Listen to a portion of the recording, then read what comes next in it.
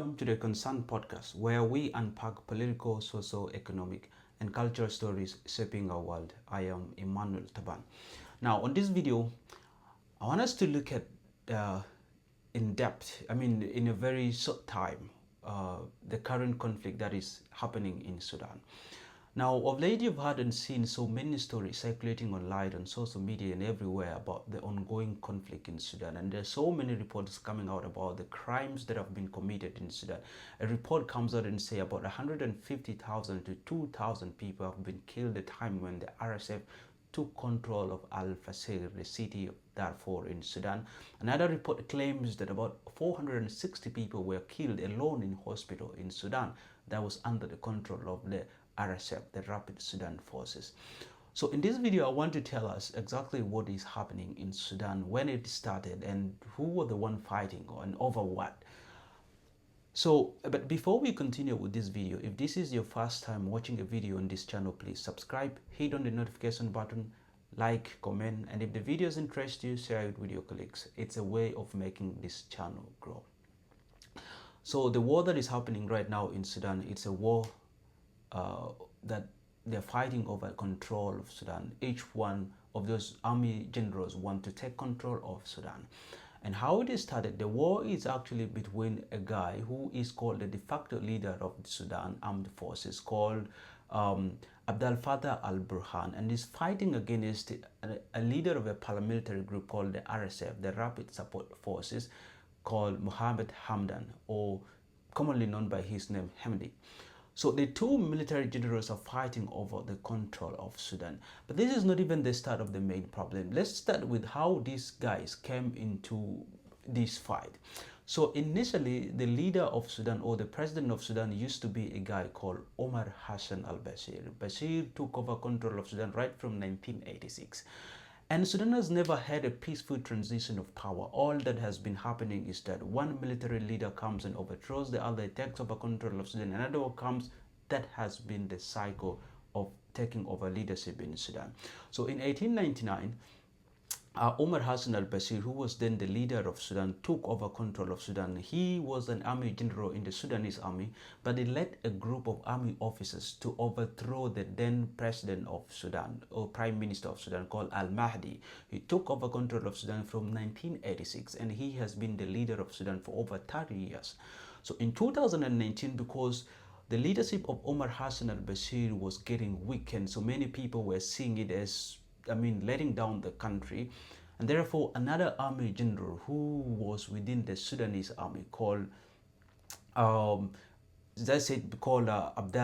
Fattah al-Burhan, he led a coup that took over control of the Omar Hassan al-Bashir government. He ousted Omar Hassan al-Bashir, and he became the de facto leader of the Sudanese armed forces.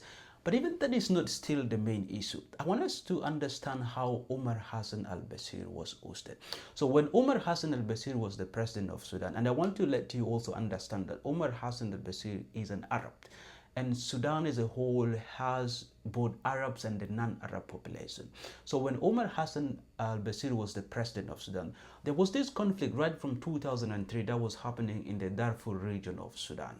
And what was happening in Darfur is that because Darfur is mainly inhabited by the non-Arab population, and because the government of Omar Hassan al-Bashir was kind of mistreating and not treating well the people, the non-Arab population that was based in Darfur, there emerged a certain militia group in Darfur that was mainly constituted by the non-Arab population. And that militia group was fighting for their freedom. They wanted to be considered as eco-citizens, because in Sudan, the Arab Sudanese were always considered as elites. They were considered as the first-class citizens, and the non-Arab populations were considered as second-class citizens. And therefore, because this non-Arab population in Darfur have seen these injustices being done by the government of al-Bashir, they went and fought for their what when they wanted to fight for their freedom. They wanted to be considered as citizens of Sudan as well.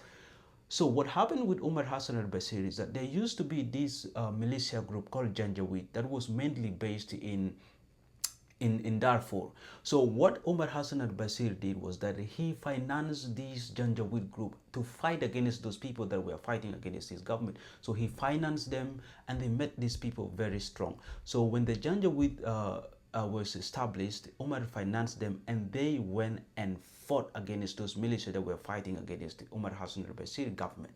So that was the main issue that was happening. So in 2019, when Omar Hassan al-Bashir started losing, because by then he committed lots of atrocities, he was needed by the International Criminal Court. So many people were calling him out, and he feared that his government was at a point of collapse. So what Omar Hassan al-Bashir did was that because he feared, he understood the cycle of taking over power in Sudan, he had the suspicion that the army, which was the Sudan armed forces, that he was actually the leader and the control. He feared that the Sudan armed forces were going to plot a coup against him and throw his government. So what he did was that he rebranded the Janjaweed group that was fighting for him in Darfur. He rebranded them and called them the RSF, I mean the Rapid Support Forces. And the main reason why he did that is that these Rapid Support Forces would actually fight against the Sudanese armed forces, not to overthrow him in power. But you know what? In 2019, and one could easily see that in this point, Omar Hassan al-Bashir is in control of two. He is in control of the Sudan Armed Forces, but also he has his official paramilitary group in the name of the Rapid Support Forces. So what happened in 2019 is that because the government of Omar Hassan al-Bashir was unpopular and at the point of collapsing, so the Sudanese armed forces, just like how Omar Hassan al-Bashir predicted, they plotted a coup against the Omar Hassan al-Bashir government. And you know what? The Rapid Support Forces, which were supposed to protect the government of Omar Hassan al-Bashir, they made sure that the Sudanese armed forces actually succeeded in overthrowing Omar Hassan al-Bashir in 2019.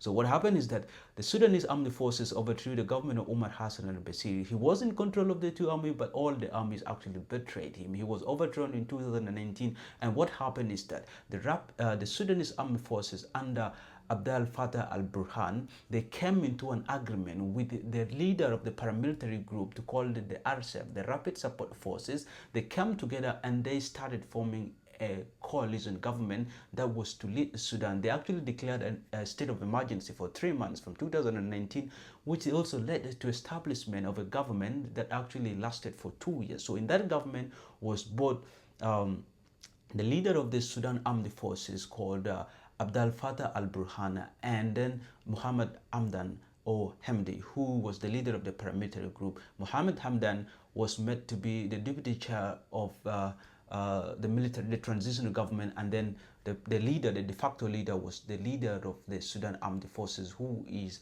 Abdel Fattah al-Burhan. So they all formed the government and they lead Sudan, and they wanted Sudan, they were actually supposed to be leading Sudan to a state where the country will attain a civilian government. But what happened is that in 2021, the leader of the Sudan Armed Forces by the name of Abdel Fattah al-Burhan, he made another coup against his deputy called Muhammad Hamdan, and he overthrew him and took total control of Sudan. So he took total control of Sudan, and what is happening right now is that Muhammad Hamdan or Hamdi is fighting back because he wants to control the Sudan. So the reason why there is so much fighting in Darfur right now is because in the city of Al-Fasher, which is in northern Darfur, the city of Al-Fasher was initially under the control of the Sudan Armed Forces, or under the leadership of Abdel Fattah al-Burhan. But then in early November, the city was taken over by the Rapid Support Forces, and because of that, when the Rapid Support Forces took control of the city, they committed lots of atrocities, and most of the atrocities committed were against the non-Arab population in Sudan. That were mainly the inhabitants of Darfur. They went in, and most of the killings were targeted killings. They were targeting the non-Arab populations. A lot of executions, a lot of rape against women, children were killed, and so many people are actually saying that the situation in Sudan right now is running out of control. It's even more than the genocide that has been happening in Gaza, because even satellite photos could indicate that there is massive bloodshed in that region of Sudan right now. And so many people seems to be quiet about it. No one is talking about it. It's because, I mean, it's a complex issue. But even with beyond the current conflict, there is something deeper than what we are seeing right now, because there is some kind of geopolitical tension in the country. I mean, there's so many stories of how the United Arab Emirates is supporting the Rapid Support Forces and other international or foreign powers supporting the Sudanese armed forces. I mean, the whole story is a very complicated story. And if you want to make more understanding of the whole story, go and read about the history of Sudan. Perhaps you will understand it better. But the whole story in Sudan is complex.